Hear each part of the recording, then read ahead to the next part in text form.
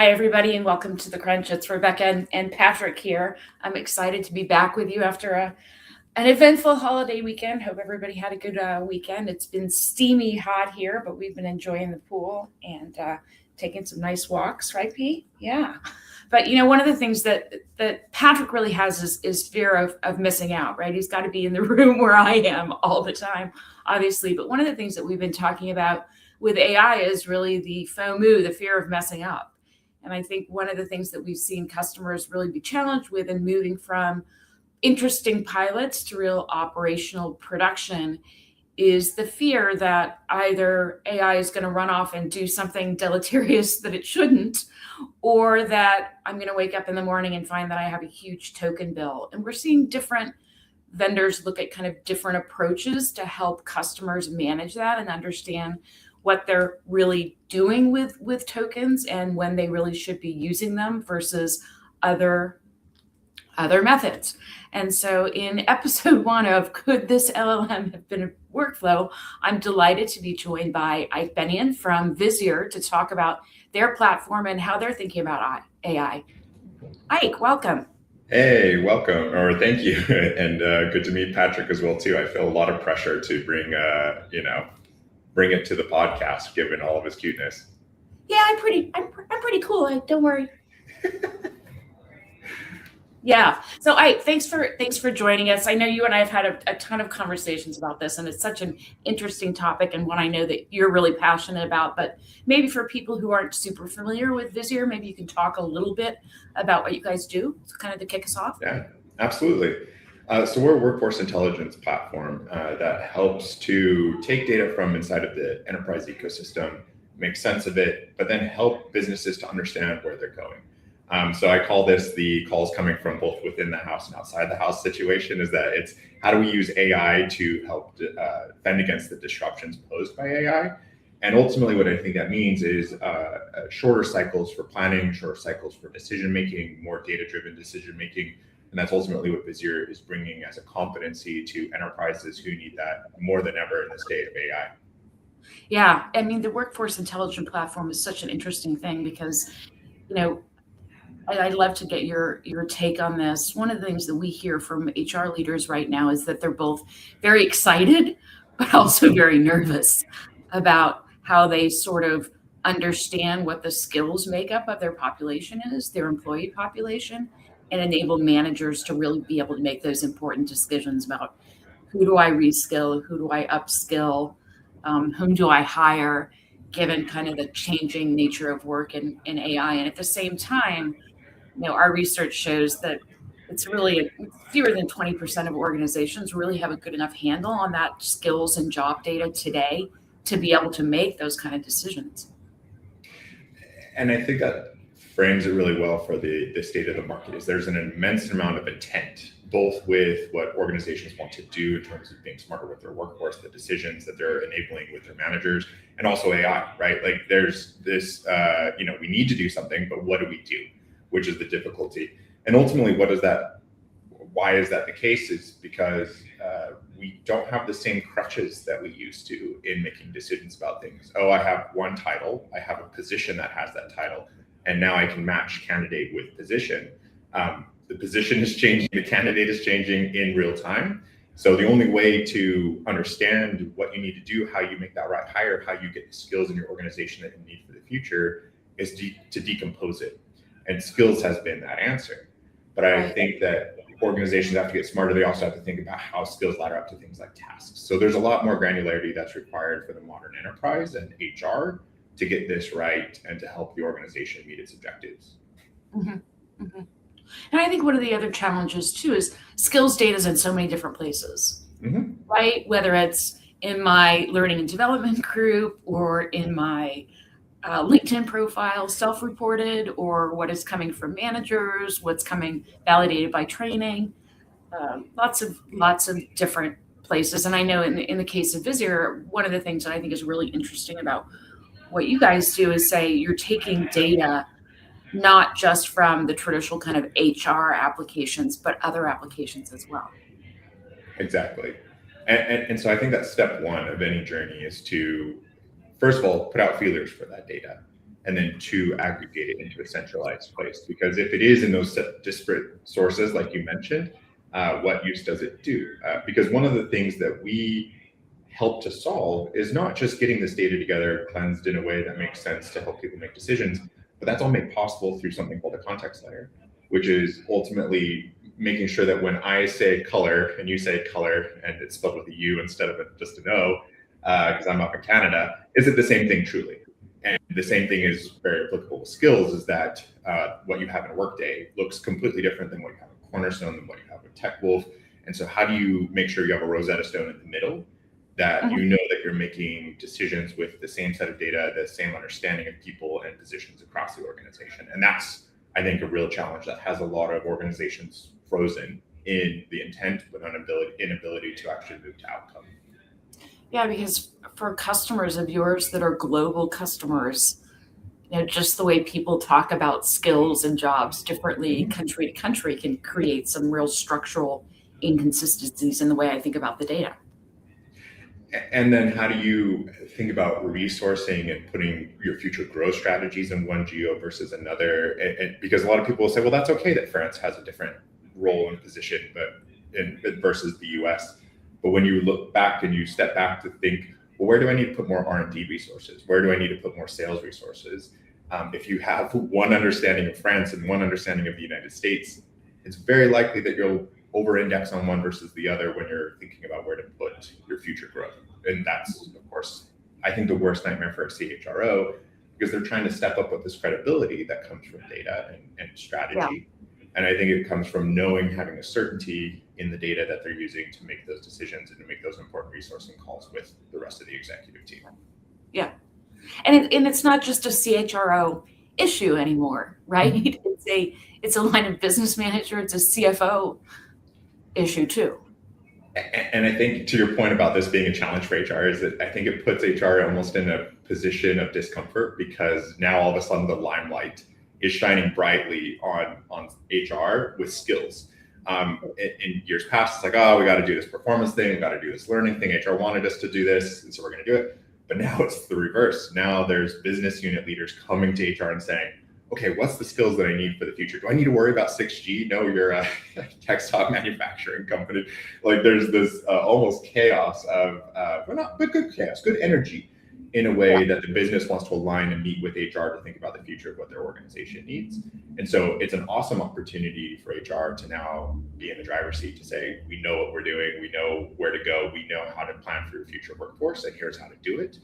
And build a strategy and trust between the two organizations, in an opportunity that I don't think, as far as I know, has existed for a good while.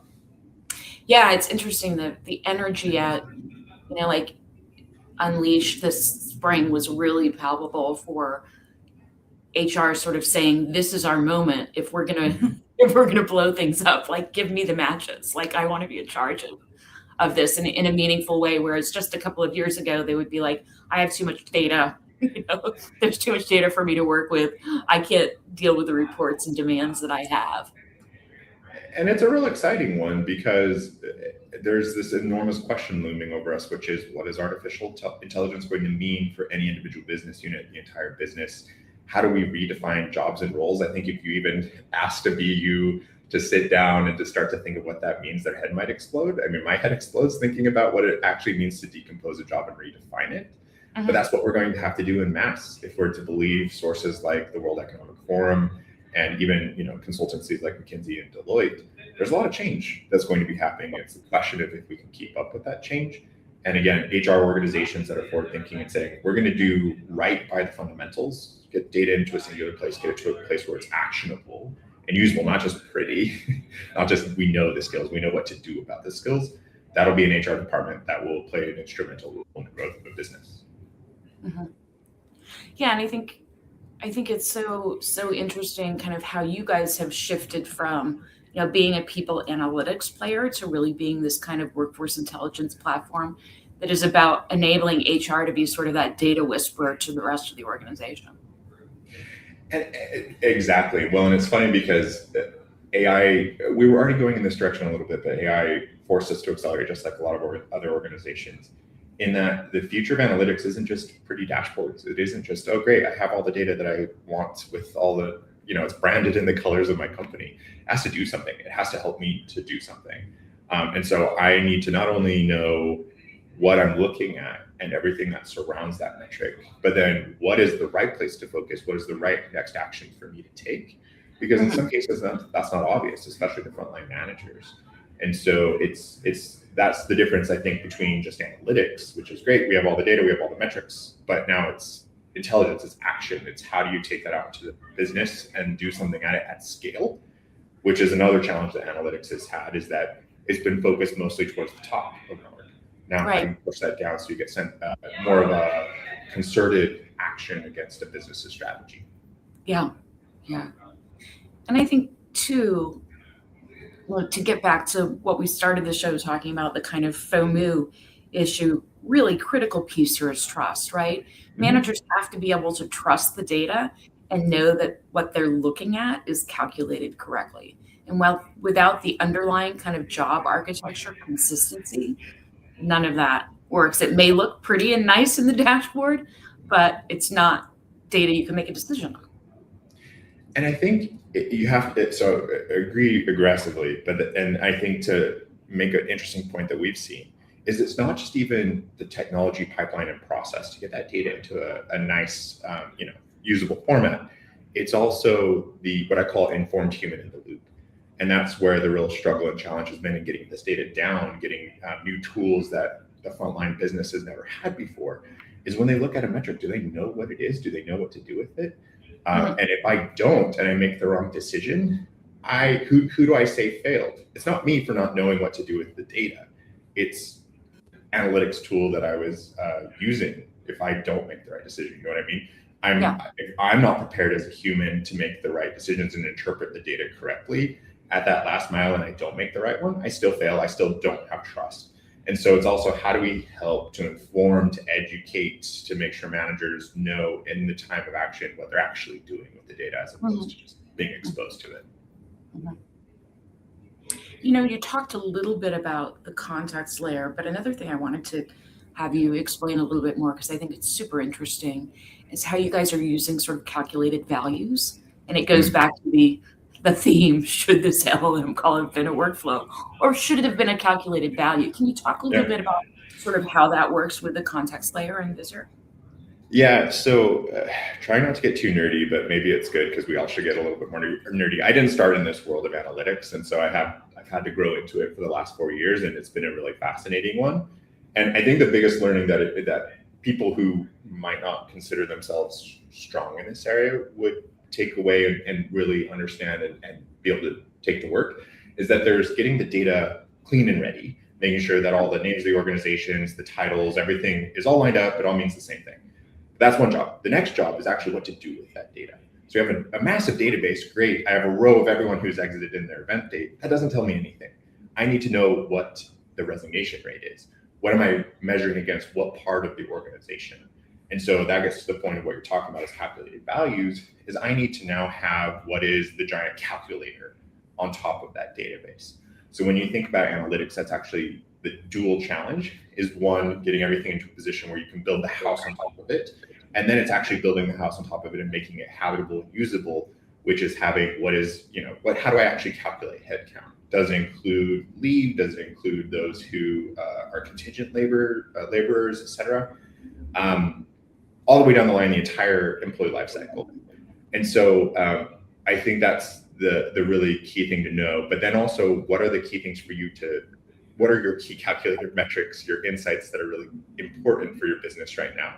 Because what we see even across our customer base who are all using the same contextual layer is that they all value certain things very differently because their business, their strategy, their workforce is very different.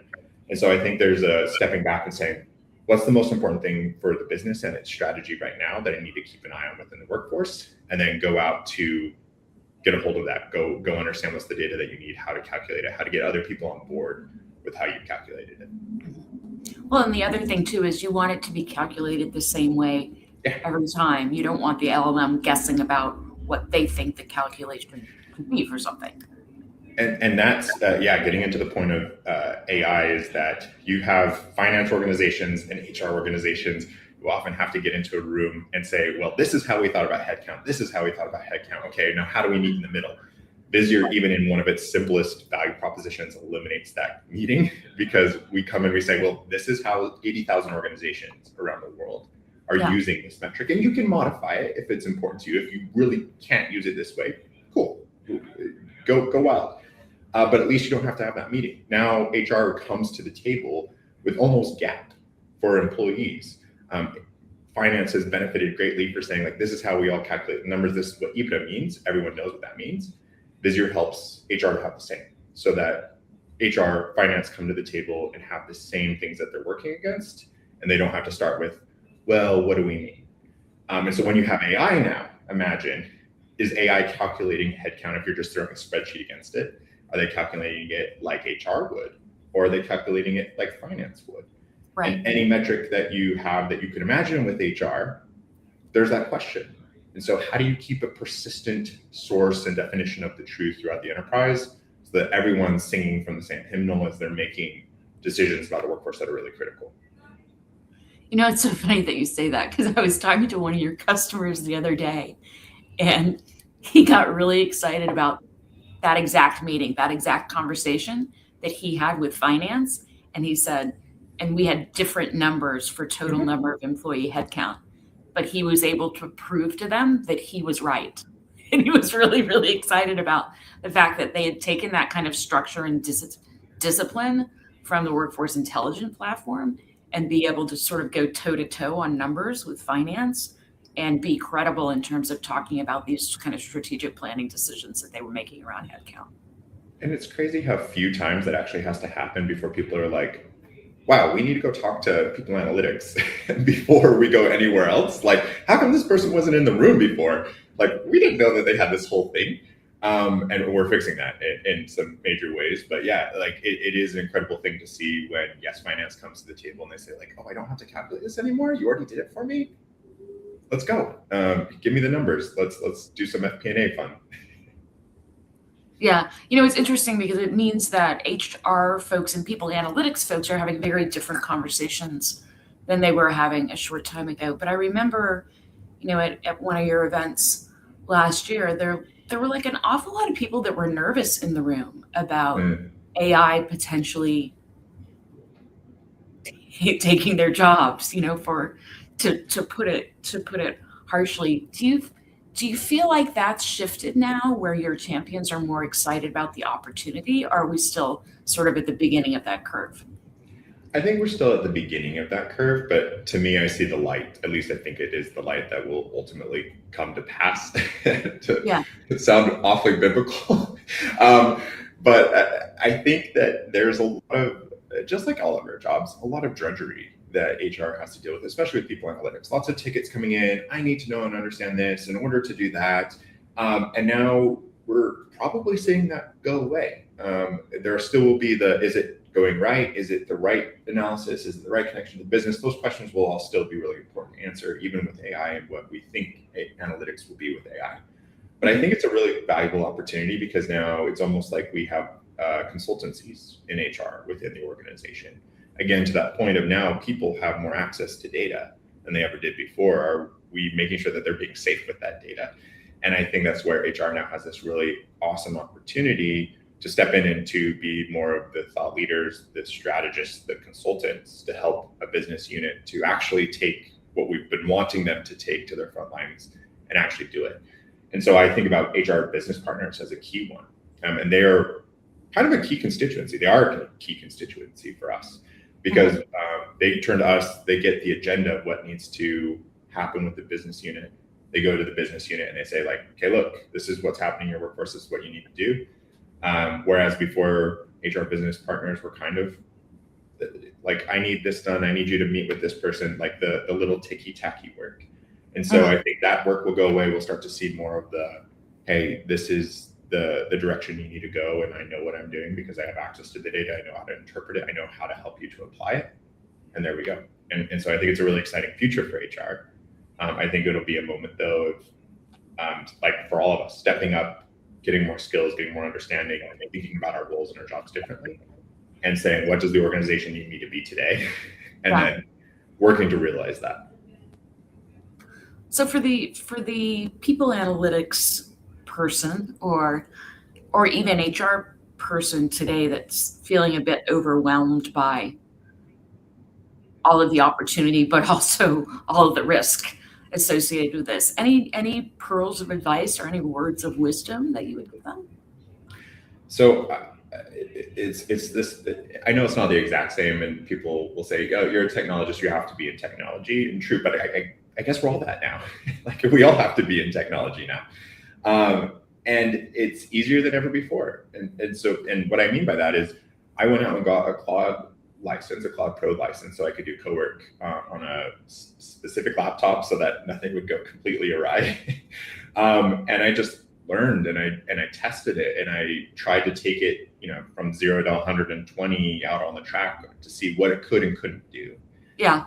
And as a result, like there's some really awesome things that I have access to now that I think is the same. So one, like I can help consult my peers and think about how I can solve problems now with AI. And then two is also becoming more smart about my work, more actionable, more strategic about my work because of things that AI can do for me. For instance, I have one that goes out and monitors the market, all the competitors, all of our partners, all the academic papers that are being published, and then it ranks it for me of what I need to go look and see. So it's my own personalized newsletter almost. And I didn't have access to that before. Just like somebody who goes out and just go buy a cloud license, they can go build their own little agent to do that, and then try more and more different things. So it's easy to be intimidated, but once you get in, you actually become familiar with what's going on. I think you'll see the opportunity for where you uniquely play a part and where there's some hype in what's actually going to replace people and what's not, because you see the outputs and you're like, oh, I wouldn't be satisfied with that. Why should anybody else? Yeah. And so now it's helped me to understand where to focus my time more, to be more strategic. And I think all HR practitioners should go get their hands on it too. And so they can also understand it better themselves. You understand both the potential benefit, but also the real limitations in a way that you don't if you're not kind of hands-on with the tools. And I think the limitations are very interesting because they're not necessarily what you'd expect. Exactly. So I know it's a really sensitive topic, but for artists, and so here I go wading into it. There's a whole don't use AI at all. And I understand that, and yes, AI slop is absolutely real. But it's also sort of the same thing with computers. People believe that using computers would create this non-organic nature about art, and it would change it forever, and it wouldn't be something valuable, and it would destroy artists. Mm-hmm. But it created a different type of art. It created a new form of CGI, digital art, Photoshop in big ways that we never did before. And so I think that it's kind of the same thing. Is it's now a new tool to use. Is the tool going to be applicable everywhere right now? No. The future is yet to be seen. But it's the question of how do you use that tool intelligently, and how do you augment it with your own human creativity and intelligence that an AI can replicate, and so that you can get more out of what you could do before AI. And so I think it's the same thing, is that people imagine, oh, it's just going to print articles, it's going to do all that stuff. But when you read an article that's generated by AI, I have a reaction. I think a lot of people have a reaction. That's the word AI slop, that's where it came from. Right. So that's an automatic reaction to something that AI has a really hard time getting away from. So is that where there is human opportunity now? Is it, I get help to form an outline, but then I'm the one who creates the outline because I'm going to actually create the right quality output.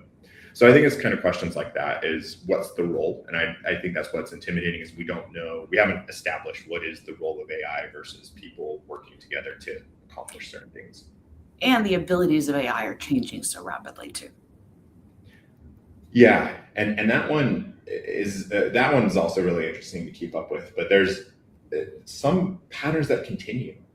We haven't eliminated hallucinations, and it's the question of if we ever will, because it is a probabilistic system. So that means that there will always be an odd better than another odd in an answer. So it'll always provide back something to you. It's that test taker that will always answer, because if they don't answer, there's no points.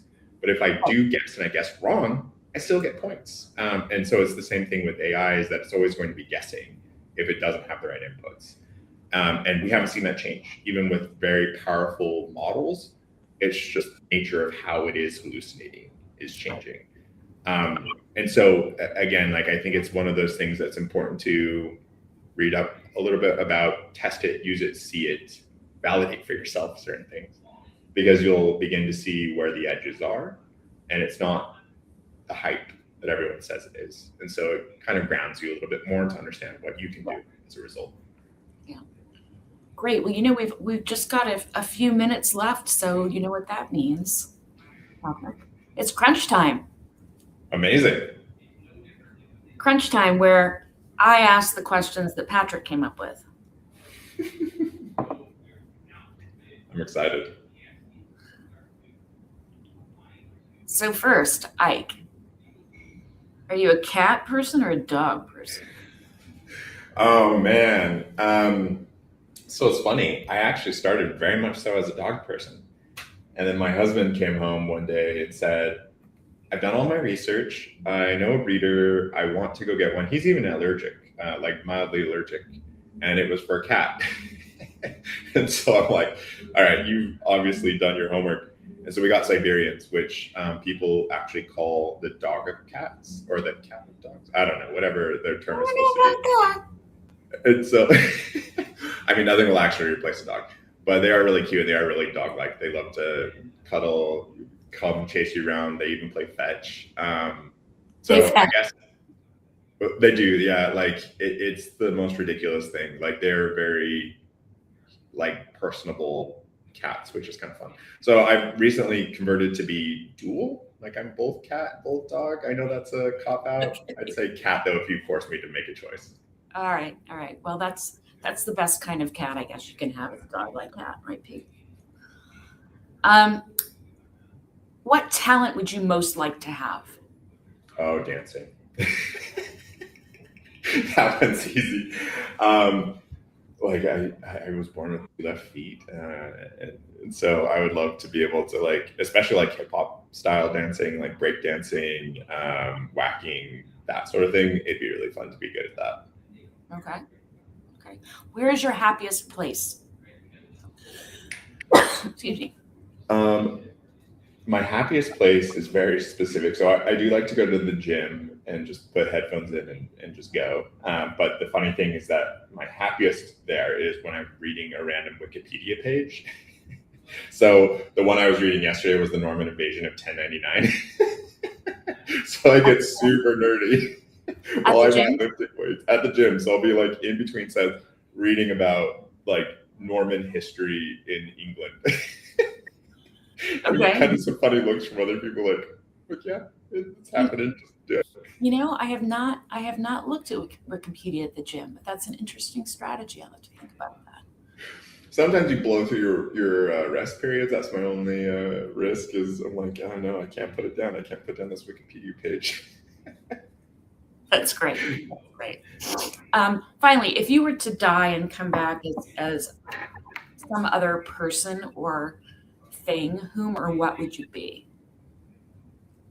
I always say this one, and I think it's true. Like it's the old internet adage that I'd love to come back as a golden retriever in a like upper middle class household with like 3 kids. Like to also be very specific. You know, I'm a guy who knows what he wants.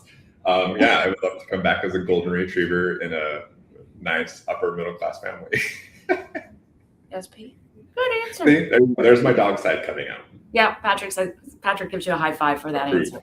Great.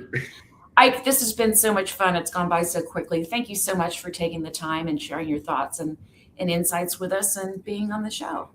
Amazing. Thank you for having me for your first one, especially. So, folks, thanks for joining us. Next week, we'll have part 2 of Could This LLM Had Been a Workflow On with Fred, the CEO of Era, where he'll talk about their decision intelligence platform and how customers can use it to make better business decisions. Thanks, everybody, for joining. See you next week.